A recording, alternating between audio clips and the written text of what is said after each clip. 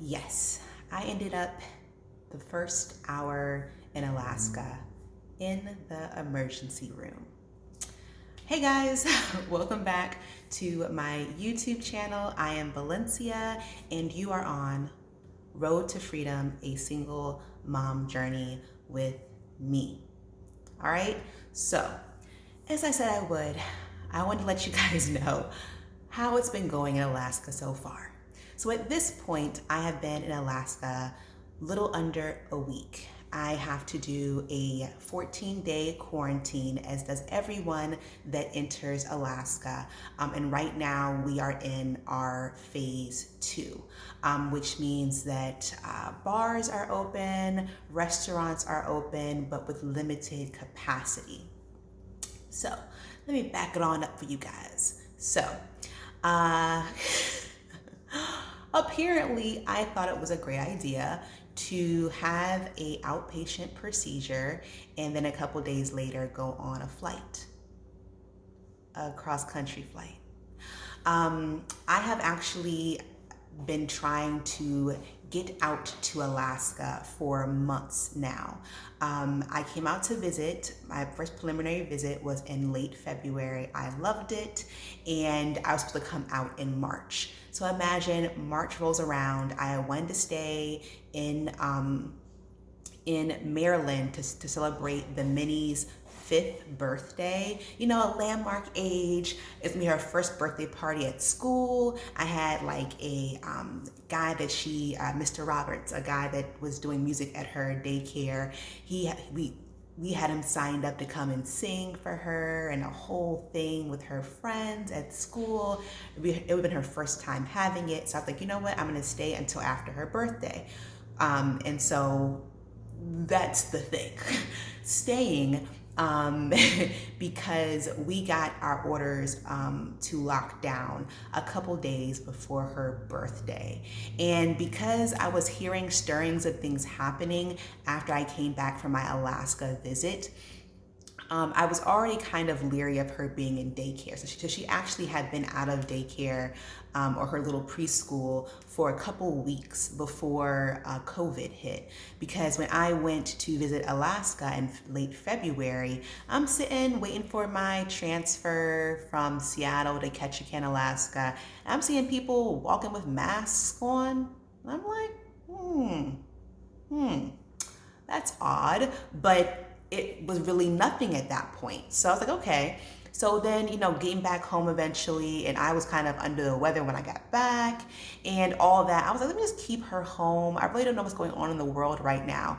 And then we got lockdown orders around March 12th. Her birthday party and birthday was on March 16th. So I had pushed moving to Alaska just for her to have, her last hurrah with family and friends, that kind of thing. And my plan had been to fly out literally the week of her birthday. So we would have her birthday on a Monday and fly out on a Saturday. And then Saturday comes around, I'm hearing that this is a respiratory thing. My daughter has asthma. I was like, oh, that doesn't sound safe. So I canceled that flight. And like most of you, I thought maybe COVID would be a thing for like a month or two, and it wasn't. It became a whole pandemic.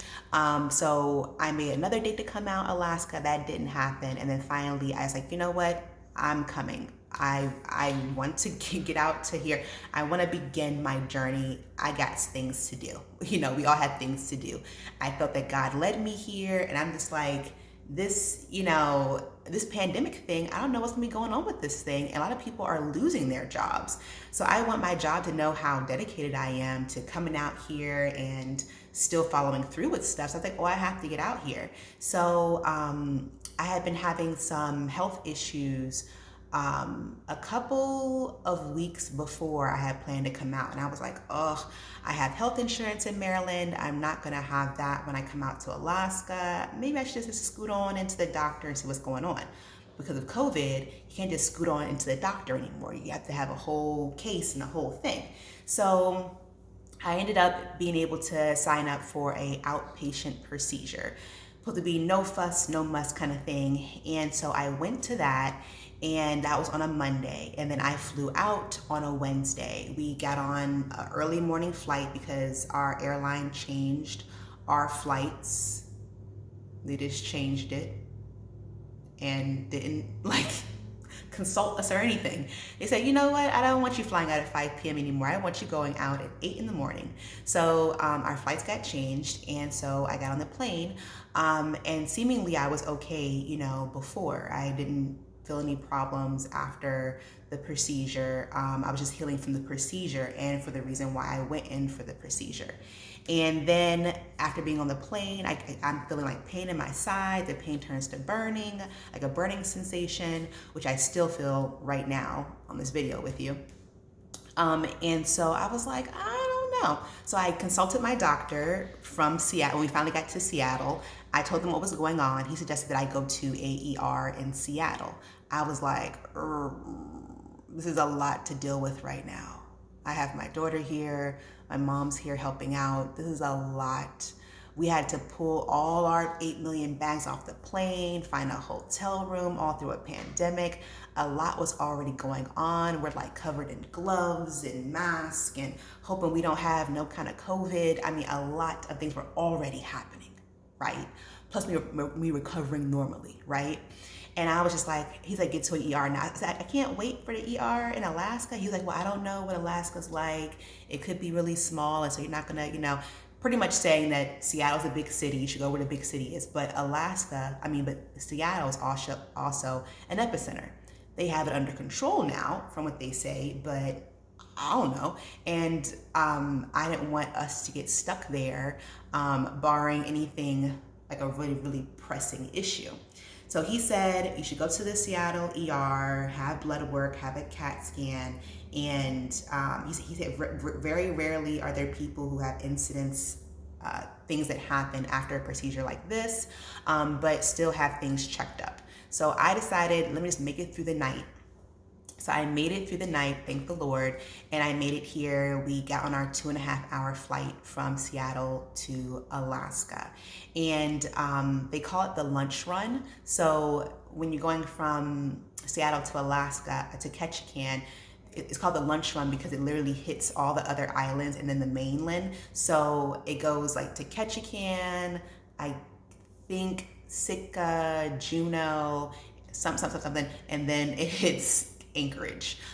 So we were the first stop to get off, and I got off the plane. We went to our apartment, and then I got the mini settled, and then I went right to the ER, which is conveniently located steps away. And I was met by awesome people. They did my temperature at the door. They did a rapid COVID testing. So your girls have done all the COVID. I've done all the variations of COVID testing. I had to have a COVID test before my outpatient procedure, and that was the one that takes a couple of days, and they do it from your car, and they go all up your nose, and then all up the other nostril, and that was a couple days one. The one here, I did a rapid testing version, and that was just a lot less invasive. They kind of did like a little swipe, and that was pretty much it. And the first COVID test was negative, and then this one at the emergency room was negative, which was awesome because, all the flight changes and all that, it was good to know that we're safe here, we're okay. And chances are, if I'm negative for COVID, my family is as well who traveled with me. So that was like a sigh of relief, good to know. So I went through the whole thing there. I did blood work, all the tests, all the CAT scan where they had to put that stuff in your vein, and it feels like your throat's tight, and it feels hot all over. I did all that, and thank God it came back. All the tests were normal. The doctor, his summation of it all was that during my outpatient procedure, they moved me around a lot, and I possibly might have pulled a muscle, had like a muscle strain, and that's why. They told me to take some over-the-counter pain medicine, which I haven't done because the other outpatient instructions told me to not do those. So I'm just trying to do what I can. But after today will be officially a week since a procedure, well, a week-ish. So I'll be taking some nice Tylenol or extra strength Advil, whatever you want to call it, because I do still feel the heat on my side, but I feel reassured now that I'm okay. So y'all, if you know me, I am new to YouTube, but I'm definitely not new to sharing my life in a social way. I said I've been on the gram for years, and I've been done IGTV on there and different videos on there. So you guys, you know, if you don't know me, you'll learn this. You'll learn me. There's always something going on. There's always something going on. I will always think so negative, like, oh, why is life so hard? That crap is always happening to me. It's always happening in threes. So if one thing's happening, I'm waiting for the other two things to happen. Always so negative. And now that I've really become born again and reaffirmed my life, my path with the Lord, I've seen that this is the kind of thing that happens to Christians. Your faith is always being tested. That is a life you lead. You're not meant to be here and lead a life like other people. And the Lord works his best, and he wants to be recognized for what he does. So he puts you through things. So your testimony can be even stronger. And so now that I have changed my life over, now I see that those things weren't negative. They were just things to build a foundation, to make me stronger and make me have more perseverance and patience and not be so quick to anger or panic or anxiety. And, you know, I realize, excuse me, that this is actually a good thing. When he puts you through things and you make it through to the other side, it's just a testimony to how much he is pulling you through and how he wants you to spread, like you're here to spread the word about him and everything. So, you know, I definitely took it, and, you know, with my life now, I'm spinning the negative into positive things. And that's why I kind of have to laugh off the whole emergency room visit thing. It's all you can do. It's all you can do. Because things will always be happening. That's just life. It's just life. And so here we are. So yeah, your girl had, but honestly, you know, the nurses I had, the doctor I had were really, really nice. Even the CAT scan tech, I think that's called, I'm not sure, but even he was really cool too. And I'm glad everything came back normal. But yeah, I mean, that's just life, y'all. But I'm glad that I'm okay. Thank you for everyone who was, have been following my journey and giving me your well wishes and your prayers. I definitely appreciate it. So, I mean, let me know, have you guys not ended up in the emergency room, but ever felt like you were being hit by stuff happening in life constantly and had a really challenging time turning it around, turning it into a positive? You know, you share what you feel comfortable. You don't have to kind of share like I did, but have you gone through things that kind of just felt like I'm constantly being hit? What do I do? Where do I turn to? What do I look to?